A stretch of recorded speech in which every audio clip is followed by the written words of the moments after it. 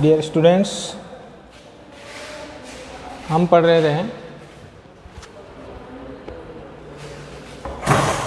कल की क्लास में हमने जो चर्चा की थी वो थी राष्ट्रपति की गठन के बारे में। हमने चर्चा की थी कि भारत में संसदीय शासन व्यवस्था है जिसके तहत दो विशेषताएं होती है कि कार्यपालिका का गठन जो है वो व्यवस्थापिका में से होता है, ठीक है। और दूसरी बात हमने चर्चा की थी कि संसदीय शासन या संसदात्मक शासन व्यवस्था में दोनों जो होते हैं, यानी हम संसदीय शासन व्यवस्था में नाम मात्र और वास्तविक कार्यपालिका दोनों अलग अलग होती है। जैसे इंग्लैंड की बात करें तो इंग्लैंड में राजा या जो महाराजा या महारानी जो है वो वहाँ की नाम मात्र की कार्यपालिका है। भारत में राष्ट्रपति नाम मात्र की कार्यपालिका का उदाहरण है, ठीक है। और वास्तविक कार्यपालिका होती है मंत्रिपरिषद और प्रधानमंत्री, ठीक है। तो उसमें हमने चर्चा की थी कि संघीय कार्यपालिका में सबसे पहले जो हम चर्चा कर रहे थे राष्ट्रपति के बारे में, संघीय कार्यपालिका, और उसमें हमने चर्चा की थी राष्ट्रपति के बारे में। संघीय कार्यपालिका में किस किस को सम्मिलित करते हैं, तो संघीय कार्यपालिका में राष्ट्रपति, प्रधानमंत्री और मंत्रिपरिषद को जो है सम्मिलित करते हैं, ठीक है।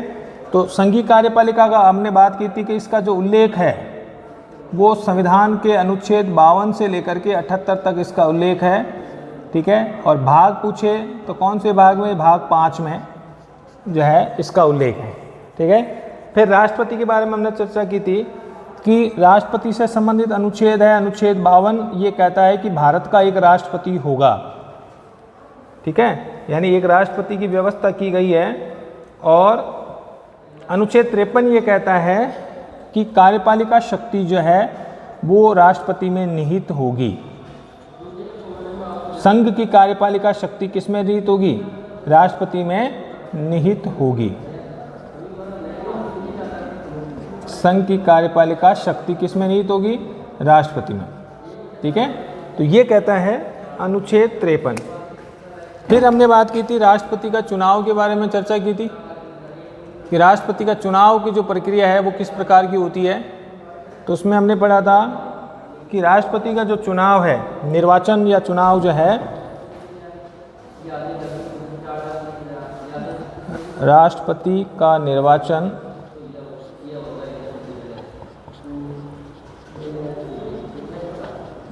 से संबंधित प्रावधान है अनुच्छेद 54 और अनुच्छेद 55, ठीक है।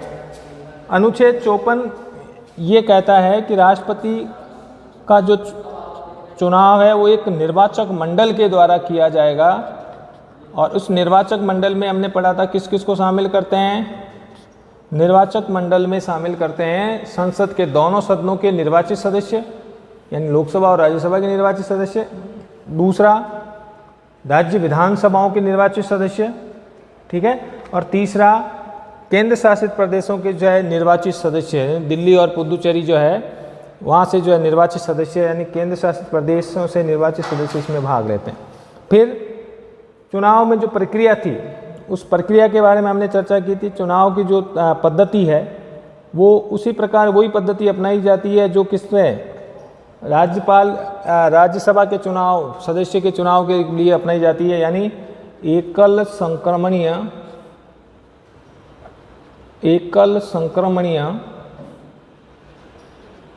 आनुपातिक प्रतिनिधित्व प्रणाली,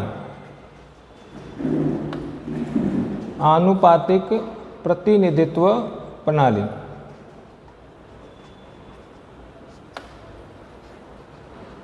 ठीक है।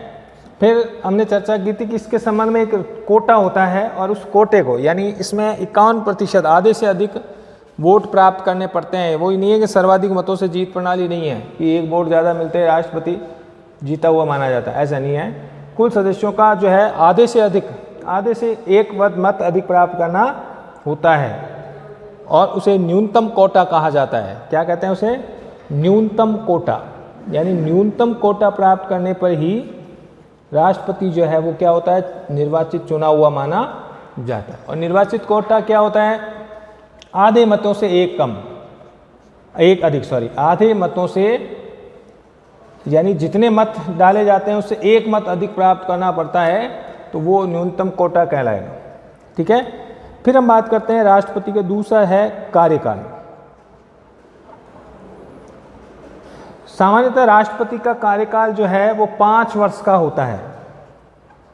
भारत में राष्ट्रपति का जो कार्यकाल कितना वर्ष होता है?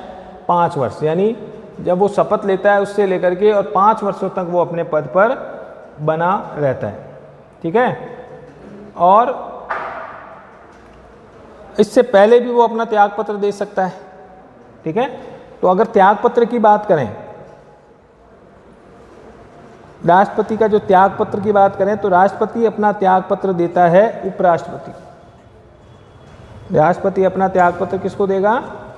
उपराष्ट्रपति को। ध्यान रखना, राष्ट्रपति अपना त्यागपत्र देगा उपराष्ट्रपति को और उपराष्ट्रपति अपना त्यागपत्र देता है राष्ट्रपति को। ठीक है, तो ये हो गया। कार्यकाल होता है 5 वर्ष, सामान्यतः 5 वर्ष पूरा होने पर जो है उससे पहले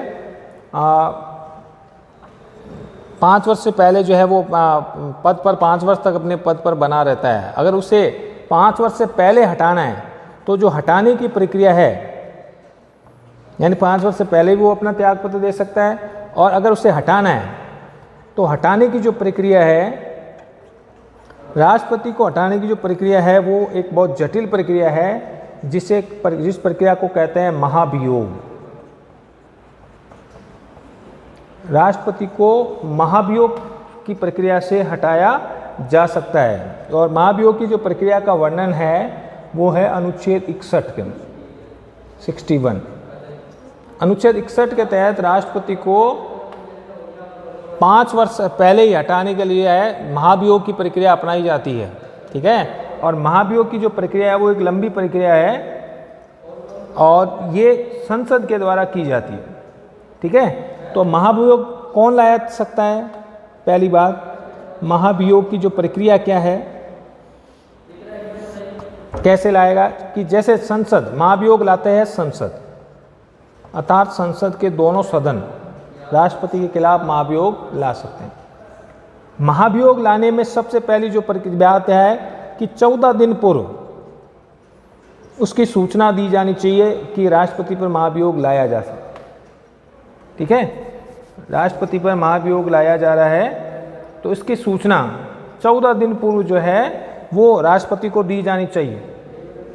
इसके बाद महाभियोग पारित होगा दोनों सदनों में। दोनों सदनों में अर्थात लोकसभा और राज्यसभा में 2/3 बहुमत से महाभियोग पारित होना आवश्यक है। 2/3 बहुमत से। देखिए, पहले तो 14 दिन पूर्व उसको सूचना देनी पड़ी। ठीक है, राष्ट्रपति को कदाचार और पद का दुरुपयोग करने के आधार पर उसे हटाया जा सकता है। ठीक है, यानी संविधान के अगर वो दुरुपयोग कर रहा है, अपने पद की गरिमा को नहीं मानता या जो है उसके आधार पर उसे हटाया जा सकता है। अब महाभियोग की प्रक्रिया क्या है? 14 दिन पूर्व अगर किसी राष्ट्रपति पर महाभियोग लाया जा रहा है तो 14 दिन पूर्व राष्ट्रपति को सूचना दी जानी चाहिए, और फिर दोनों सदनों में यानी लोकसभा और राज्यसभा दोनों सदन मिल करके और 2/3 बहुमत से उसको पारित करें। अर्थात अगर लोकसभा उसे पारित करे तो राज्यसभा उसको जो है मना कर सकती है, राज्यसभा पारित करे तो लोकसभा मना कर सकती है। अर्थात दोनों सदनों में 2/3 बहुमत से उसे पारित होना आवश्यक होता है। ठीक है, अगर तो ये हो गई महाभियोग की प्रक्रिया। महाभियोग कौन ला सकती है? संसद के सदस्य ला सकते हैं। महाभियोग दोनों सदनों में किसी भी सदन में लाया जा सकता है, लोकसभा भी ला सकती है और राज्यसभा भी ला सकती है। महाभियोग लाने में 14 दिन पूर्व महाभियोग को सूचना राष्ट्रपति को दी जानी चाहिए कि भाई आप पर महाभियोग लाया जा रहा है। ऐसा नहीं है डायरेक्ट ही कह दिया कि भाई महाभियोग रहा है, हाथों हाथ ही 1 दिन में पारित हो गया, ऐसा नहीं। 14 दिन पूर्व इसकी सूचना दी जानी चाहिए। ठीक है, फिर आती है दोनों सदनों में महाभियोग प्रक्रिया। दोनों सदनों में 2/3 बहुमत से पारित होनी आवश्यक है। अर्थात पहले लोकसभा लेकर आए तो राज्यसभा बाद में पारित करे, और राज्यसभा लेकर आए तो बाद में लोकसभा पारित करे, और दोनों सदनों में अलग अलग पारित होनी चाहिए। ठीक है, तो राष्ट्रपति को हटाने का अधिकार अगर पूछा जाए सिंपल भाषा में कि भारत में राष्ट्रपति को हटाने का अधिकार किसके पास है, तो वो अधिकार है संसद के पास। संसद किस प्रक्रिया से राष्ट्रपति को हटा सकती है, महाभियोग की प्रक्रिया से। ठीक है, तो ये महाभियोग की प्रक्रिया है। अब महाभियोग की प्रक्रिया सदन को, दोनों सदनों में से किसी भी सदन में चलाई जा सकती है। ठीक है, अब बात करते हैं पद रिक्त होने पर। पांचवी बात, पांचवा पॉइंट,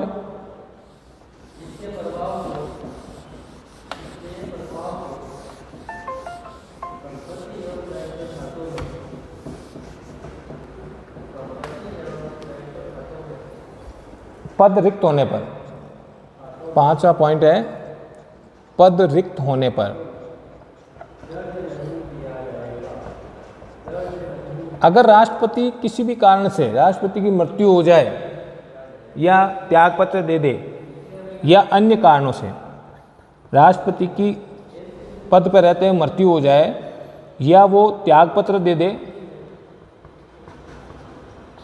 ठीक है, या अन्य कारणों से, किसी कारण से पद रिक्त हो जाए, अन्य बीमारी के कारण या अन्य किसी कारण से वो जो है पद रिक्त हो जाए, तो 6 माह के भीतर, कितने माह के भीतर, 6 माह के भीतर पूर्व जो है वो चुनाव, नए चुनाव हो जाते हैं। राष्ट्रपति के, नए राष्ट्रपति के चुनाव करवाना आवश्यक है। अब तब तक पद कौन संभालेगा,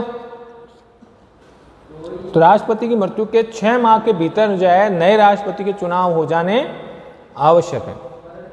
और तब तक जो है वो उपराष्ट्रपति जो है देश का कार्यवाहक राष्ट्रपति के रूप में काम करेगा। उपराष्ट्रपति करेगा किस रूप में, कार्यवाहक राष्ट्रपति के रूप में।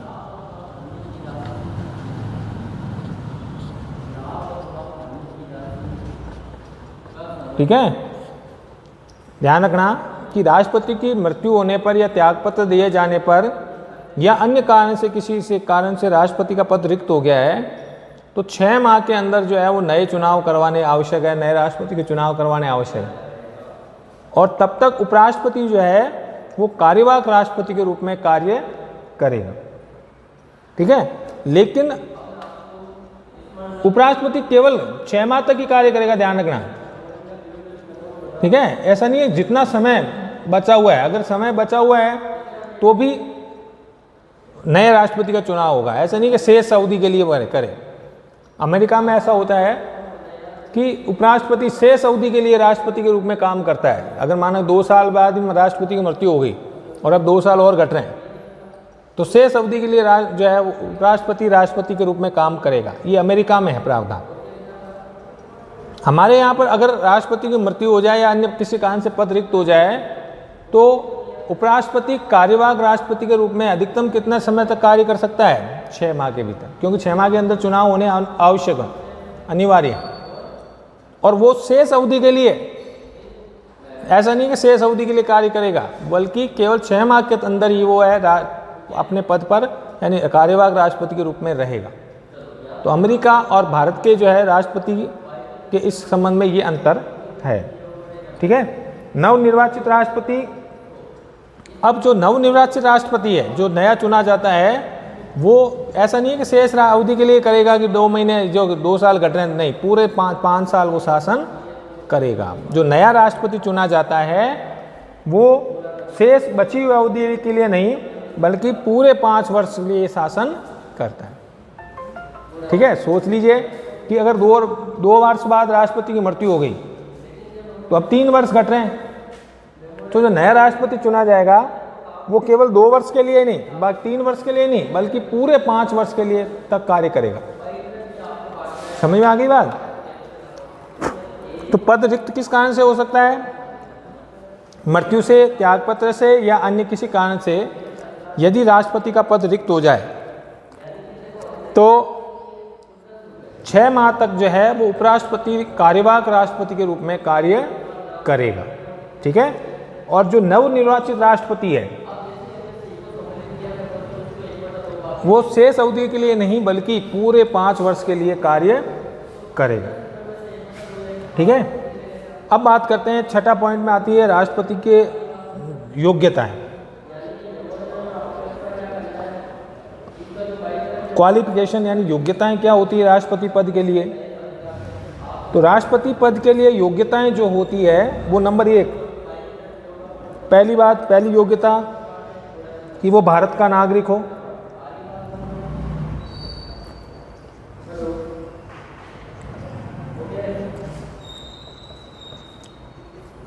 पहली योग्यता क्या होती है? भारत का नागरिक होना आवश्यक है।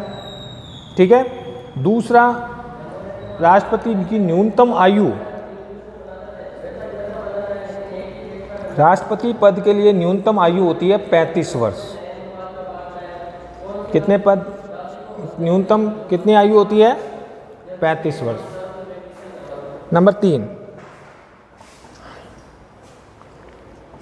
वह लोकसभा का सदस्य चुने जाने की योग्यता उसमें होनी चाहिए। लोकसभा का सदस्य चुने जाने की योग्यता होनी चाहिए। हालांकि वो किसी भी सदन का सदस्य नहीं होता है, न लोकसभा का न राज्यसभा का, बल्कि क्या होता है कि लोकसभा का सदस्य चुने जाने की योग्यता उसकी होनी चाहिए। और नंबर 4, वह लाभ के किसी पद पे नहीं हो, लाभ के किसी पद पर ना हो।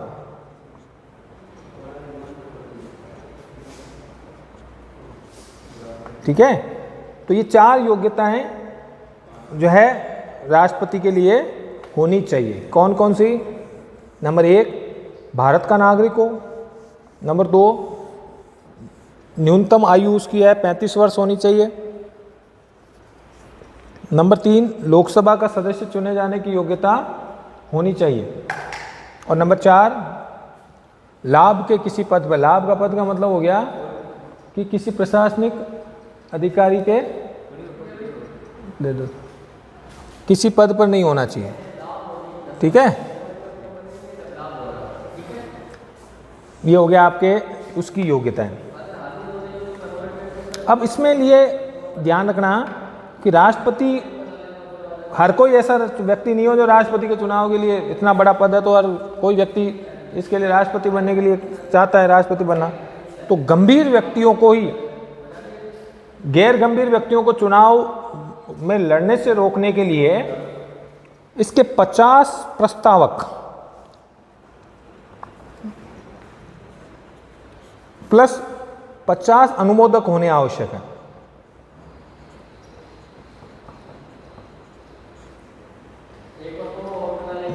क्या समझे? 50 प्रस्तावक और 50 अनुमोदक। अनुमोदक का मतलब राष्ट्रपति जो चुनाव लड़ रहा है तो उसमें से जो मतदाता हैं, मतदाता कौन है? वही लोकसभा के सदस्य, राज्यसभा के सदस्य, लोकसभा के सदस्य, निर्वाचित सदस्य और राज्य विधानसभा के निर्वाचित। तो उनमें से 50 तो प्रस्तावक होने चाहिए और 50 ही अनुमोदक होने चाहिए। ये नियम 1997 में किया गया था। इससे पहले 10 प्रस्तावक और 10 अनुमोदक थे। इसको बदल करके और वर्तमान में 50 प्रस्तावक और 50 अनुमोदक होने चाहिए। यानी ये व्यक्ति लिखित रूप में कहे 50 प्रस्ताव करने वाले हो और 50 अनुमोदक हो तो ही राष्ट्रपति का जो है चुनाव वो लड़ सकता है। ठीक है।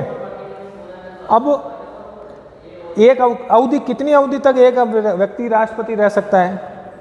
तो भारत में एक व्यक्ति कितने समय तक पद पर, कितनी बार राष्ट्रपति का चुनाव लड़ सकता है, इसके संबंध में संविधान मौन है। अमेरिका की बात करें तो अमेरिका में एक व्यक्ति 2 बार ही, अधिकतम 2 बार राष्ट्रपति पद पर रह सकता है। लेकिन भारत में एक व्यक्ति कितनी भी बार राष्ट्रपति का चुनाव लड़ सकता है और कितने भी समय तक जो है वो अपने पद पर रह सकता है। अब तक भारत में पहले जो राष्ट्रपति थे, प्रथम राष्ट्रपति डॉक्टर राजेंद्र प्रसाद,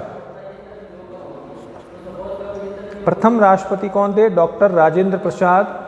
वो लगातार 2 अवधि तक, यानी लगातार 10 वर्ष तक जो है राष्ट्रपति के पद पर रहे।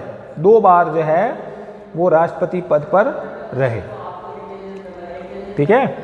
तो अब तक 2 बार राष्ट्रपति, या सबसे, अगर पूछा जाए राष्ट्रपति के रूप में सबसे लंबी अवधि कौन से राष्ट्रपति की रही है तो वो थे डॉक्टर राजेंद्र प्रसाद। डॉक्टर राजेंद्र प्रसाद लगातार 2 बार जो है वो भारत के राष्ट्रपति के पद रूप में रहे। ठीक है, अब उसमें कितनी भी बार, यहाँ पर संविधान में ये नहीं लिखा हुआ कि एक व्यक्ति कितने बार राष्ट्रपति बन सकता है, 2 बार, 3 बार, 5 बार, चाहे जितनी बार वो चुनाव लड़ सकता है, ये क्योंकि इसके संबंध में संविधान कोई प्रावधान नहीं करता है। हाँ, अमेरिका में जरूर है कि अमेरिका में एक व्यक्ति को अधिकतम 2 बार जो है वो राष्ट्रपति पद रह सकता है, 2 बार से तीसरी बार नहीं। ठीक है, पर भारत में इसके संबंध में संविधान कोई व्यवस्था नहीं करता है। संविधान ये नहीं कहता है कि एक व्यक्ति कितने समय तक रहेगा। तो अब अगर पूछा जाए कि सबसे अधिक लंबी अवधि तक रहने वाले राष्ट्रपति कौन थे, तो प्रथम जो राष्ट्रपति थे डॉक्टर राजेंद्र प्रसाद, वो लगातार 2 अवधि तक राष्ट्रपति रहे। ठीक है, अब पढ़ते हैं निर्वाचन की प्रक्रिया। ध्यान रखना, राष्ट्रपति की पद नियुक्त होने पर या मृत्यु त्याग पत्र में 6 माह पूर्व नए राष्ट्रपति का चुनाव आवश्यक है, और शेष उसके लिए उपराष्ट्रपति राष्ट्रपति के पद के लिए कार्य करता है, वो भी 6 महीने तक अधिकतम, क्योंकि 6 महीने के अंदर नए राष्ट्रपति का चुनाव कर लिया जाता है। ठीक है, और जो नया राष्ट्रपति चुना जाएगा वो केवल शेष अवधि के लिए नहीं चुना जाएगा, बल्कि पूरे 5 वर्ष तक के लिए नया राष्ट्रपति बनेगा। ठीक है, उसके बाद योग्यताएं, 4 योग्यताएं होती है। भारत का नागरिक होना चाहिए, 35 वर्ष न्यूनतम आयु होनी चाहिए, लोकसभा का सदस्य चुने जाने की योग्यता होनी चाहिए, और किसी लाभ के पद पर नहीं होना चाहिए। ठीक है, फिर गैर गंभीर व्यक्ति को रोकने के लिए, कि गंभीर नहीं है फिर भी ऐसे ही चुनाव लड़ने लग जाओ, तो गैर गंभीर व्यक्तियों को रोकने के लिए 50 प्रस्तावक और 50 अनुमोदक होने आवश्यक हैं। ठीक है, पहले ये 10 प्रस्तावक और 10 अनुमोदक ही होते थे, अब इसको बढ़ा करके क्या कर दिया गया, 50 प्रस्तावक और 50 अनुमोदक होने आवश्यक है। ठीक है, फिर एक राष्ट्रपति कितनी अवधि तक अपने पद पर बना रह सकता है, तो इसके संबंध में भारतीय संविधान मौन है, उसमें ये नहीं कहा गया है कि एक कितनी भी अवधि तक एक राष्ट्रपति जो है कितनी भी बार चुनाव लड़ सकता है। अमेरिका में ऐसा है कि 2 बार रह सकता है। तो अगर पूछा जाए कि भारत में सर्वाधिक लंबी अवधि तक रहने वाले राष्ट्रपति कौन थे, तो डॉक्टर राजेंद्र प्रसाद लगातार 2 बार जो है भारत के राष्ट्रपति रह चुके हैं। तो ये हो गए राष्ट्रपति के संबंध में। एक और पॉइंट है राष्ट्रपति के संबंध में,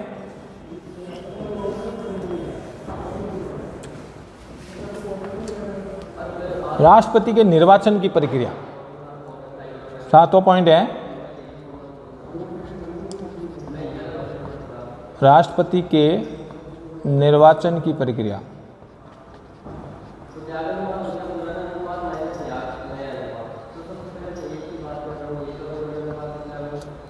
राष्ट्रपति के निर्वाचन की जो प्रक्रिया किस तरह है।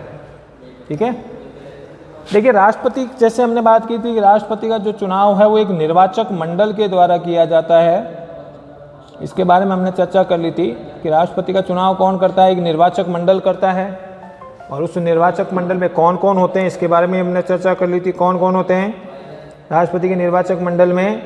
संसद के दोनों सदनों के निर्वाचित सदस्य, यानी लोकसभा के और राज्यसभा के निर्वाचित सदस्य होते हैं। दूसरी बात हमने चर्चा की थी कि राज्य विधानसभाओं के निर्वाचित सदस्य वो राष्ट्रपति के चुनाव में वोट देते हैं। जितने भी 28 राज्य हैं उनकी विधानसभाओं के निर्वाचित सदस्य राष्ट्रपति के चुनाव में वोट देते हैं। तीसरी बात हमने की थी कि केंद्र शासित प्रदेशों के जो निर्वाचित सदस्य हैं, जहाँ पर जिन केंद्र शासित प्रदेशों में विधानसभाएं हैं, उन केंद्र शासित प्रदेशों के निर्वाचित सदस्य राष्ट्रपति के चुनाव में क्या करते हैं, वोट देते हैं। तो ये निर्वाचक मंडल होता है, ये राष्ट्रपति के चुनाव में वोट देता है। लेकिन अब एक चीज़ और ध्यान रखना है इसमें कि राष्ट्रपति का जो चुनाव का तरीका है वो अलग है। उसके लिए एकल संक्रमणीय आनुपातिक प्रतिनिधित्व प्रणाली अपनाई गई। ठीक है, तो निर्वाचक मंडल में जनसंख्या को जो है, निर्वाचक जो मंडल है, निर्वाचक जो मंडल है राष्ट्रपति का, उसमें जनसंख्या का निकटतम समान प्रतिनिधित्व हो। ठीक है, तो 2 बातों पर ध्यान दिया गया है कि जनसंख्या का जो है निकटतम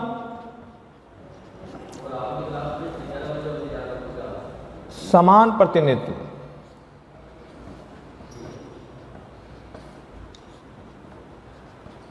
समान प्रतिनिधित्व, तो एक बात तो इस पर चीज़ पर चर्चा ध्यान में रखा गया है कि जहाँ तक हो सके निर्वाचक मंडल में जनसंख्या का निकटतम समान प्रतिनिधित्व हो, ठीक है। और दूसरा, समस्त जो विधानसभाएं हैं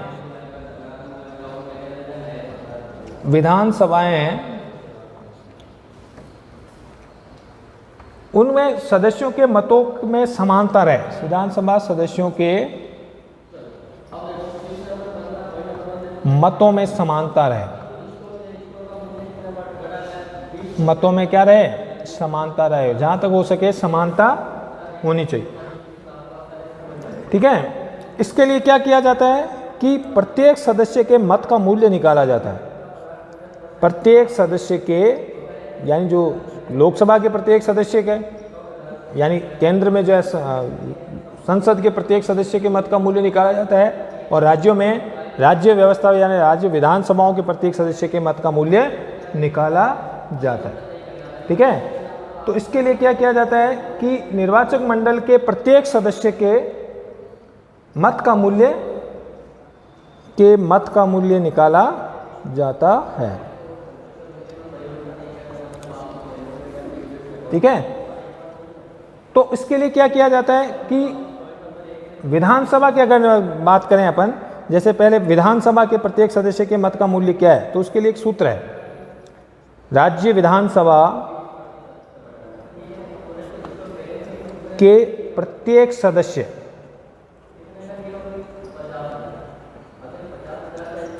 के मत का मूल्य क्या है।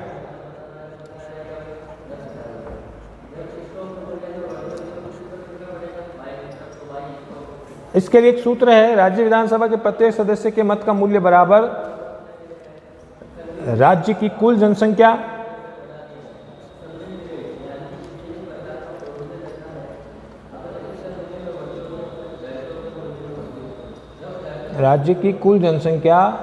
बटे राज्य विधानसभा के निर्वाचित सदस्यों की कुल संख्या। राज्य विधानसभा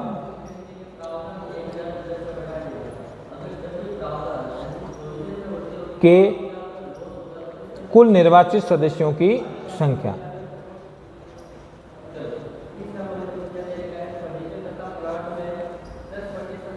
कुल निर्वाचित सदस्यों की, या राज्य के विधानसभा के कुल निर्वाचित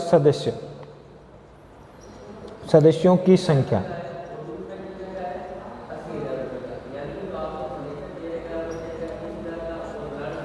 जैसे अगर बात करें राजस्थान के प्रत्येक सदस्य के मत का मूल्य निकालना है, तो राजस्थान की जनसंख्या अगर 2011 में हम देखें तो 6.85 करोड़ है माना गया।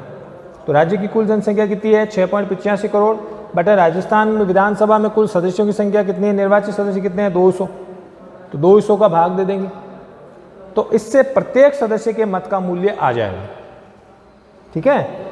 तो यानी एक राज्य की विधानसभा का एक सदस्य कितनी जनसंख्या का प्रतिनिधित्व करता है, उससे प्रत्येक सदस्य के मत का मूल्य आ जाएगा, ठीक है। जैसे राजस्थान विधानसभा की बात करते हैं, तो राजस्थान विधानसभा अगर हम देखें 2011 में राजस्थान की जनसंख्या थी 6.85 करोड़, ठीक है, 5.65 करोड़ थी 2001 में, और फिर 6.85, तो 6.85 करोड़ लगभग मानते हैं उसमें, और राजस्थान विधानसभा में सदस्यों की कुल संख्या 200, तो 200 का भाग देंगे 6.85 में, तो इससे प्रत्येक सदस्य के मत का मूल्य आ जाएगा। इसी तरह गुजरात विधानसभा के प्रत्येक सदस्य का मूल्य आएगा, मध्य प्रदेश के प्रत्येक विधानसभा के प्रत्येक सदस्य का मत मूल्य आएगा, आंध्र प्रदेश के जितने भी 28 राज्य हैं उसमें से प्रत्येक विधानसभा के सदस्य के मत का मूल्य इस फॉर्मूले से आ जाएगा, ठीक है।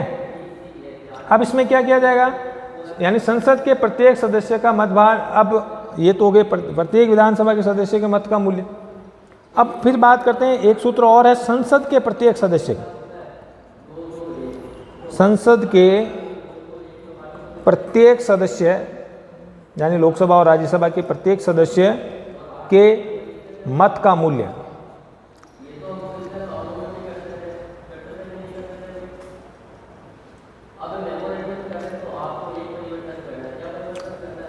तो मत का मूल्य या मत भार क्या होगा, तो उसके लिए क्या करेंगे,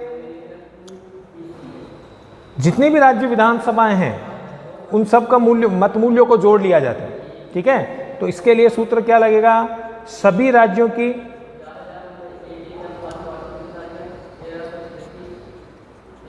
विधानसभा, सभी राज्यों की विधानसभाओं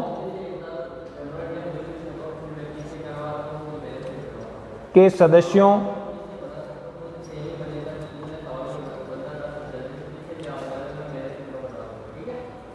के कुल मत, यानी जितनी राज्य की विधानसभाएं सभी के मिलाकर के जो जितनी एक सदस्य की आई उसमें सबको जोड़ लो कि राजस्थान से कितनी आ रही है, गुजरात से कितनी आ रही है, आंध्र प्रदेश से कितनी आ रही है, तो प्रत्येक सदस्य के मत का मूल्य है तो उसको जोड़ लो, तो इससे कुल सभी विधानसभाओं के जो सदस्यों के प्रत्येक सदस्य का मत बाहर आ जाएगा और उसमें भाग दे देंगे किसका, संसद के दोनों सदनों के, संसद के दोनों सदनों के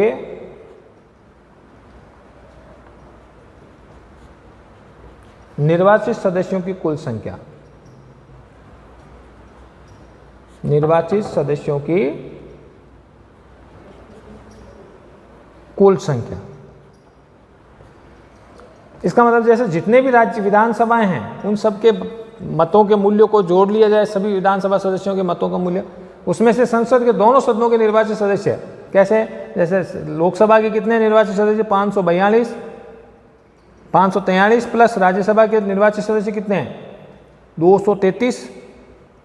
ठीक है, तो दोनों मिलकर के कुल कितने हो गए, 3 और 3 6, 4 3 7 और 5 2 7, 776। तो कुल संसद के दोनों सदनों के निर्वाचित सदस्य कुल कितने आ जाएंगे, तो 776 का भाग दे देंगे इसमें, तो इससे प्रत्येक सदस्य के मत का मूल्य आ जाएगा। बात समझ में आई कि राष्ट्रपति के निर्वाचक मंडल की प्रक्रिया क्या है, कि सबसे पहले निर्वाचक मंडल देखते हैं। तो निर्वाचक मंडल में ध्यान रखा जाता है कि सदस्यों की संख्या बराबर हो, तो इसके लिए क्या किया जाएगा, क्योंकि कुछ राज्यों की जनसंख्या कम है, कुछ राज्यों की ज़्यादा है, इसलिए ज़्यादा तो दो बातों का ध्यान रखा गया निर्वाचक मंडल में। एक तो जनसंख्या का जो है जहाँ तक हो सके निकटतम समान प्रतिनिधित्व हो, और दूसरा समस्त विधानसभाओं के सदस्यों को मत में हो जहाँ तक हो सके समानता हो। तो इसके लिए क्या किया गया है, प्रत्येक सदस्य के मत का मूल्य निकाला जाता है। अब प्रत्येक सदस्य किसका, सबसे पहले राज्य विधानसभाओं के प्रत्येक सदस्य का मत का मूल्य वो निकालने के लिए क्या करेंगे कि राज्य की कुल जनसंख्या में भाग दे देंगे किसका, राज्य विधानसभा के कुल निर्वाचित सदस्यों की संख्या। ठीक है, तो इसको उदाहरण दिया था, जैसे राजस्थान की जनसंख्या 6.85 करोड़ है, उसमें भाग दे दिया राजस्थान विधानसभा के 200 सीटें हैं तो 200 का भाग दे दिया, तो इससे एक राजस्थान के एक विधानसभा सदस्य कितनी जनसंख्या का प्रतिनिधित्व करता है उससे पता लग जाएगा। फिर इसी तरह गुजरात के विधानसभा के सदस्य का, आंध्र प्रदेश, जितने भी 28 राज्य हैं उन सब के प्रत्येक सदस्य जो है कितनी जनसंख्या का प्रतिनिधित्व करता है उसके मत का मूल्य आ जाएगा। अब संसद के प्रत्येक सदस्य कितने जनसंख्या का प्रतिनिधित्व करता है वो निकालने के लिए क्या करेंगे, ये संसद के प्रत्येक सदस्य के मत का मूल्य निकालने के लिए क्या करेंगे, सभी राज्यों की जो विधानसभाएं हैं उनके सदस्यों का जो कुल मत आता है उनमें भाग दे देंगे किसका, संसद के दोनों सदनों के निर्वाचित सदस्यों की कुल संख्या। तो इससे पता लग जाएगा कि राष्ट्रपति को जो है यानी कितनी जनसंख्या का प्रतिनिधित्व जो है प्रत्येक सदस्य कर रहा है। ठीक है, तो आज की क्लास में हमने जो है किन किन बातों पर चर्चा की थी, एक तो राष्ट्रपति के कार्यकाल के बारे में चर्चा की थी, राष्ट्रपति की योग्यताओं के बारे में चर्चा की थी कि क्या क्या योग्यताएं होनी चाहिए। ठीक है, और उसके बाद चुनाव के तरीका वो पढ़ा था हमने। तो नेक्स्ट हम जो है अगली क्लास में हम पढ़ेंगे कि राष्ट्रपति के चुनाव का जो तरीका क्या है, न्यूनतम कोटा क्या होता है, उसके बारे में। आज के लिए इतना ही, धन्यवाद।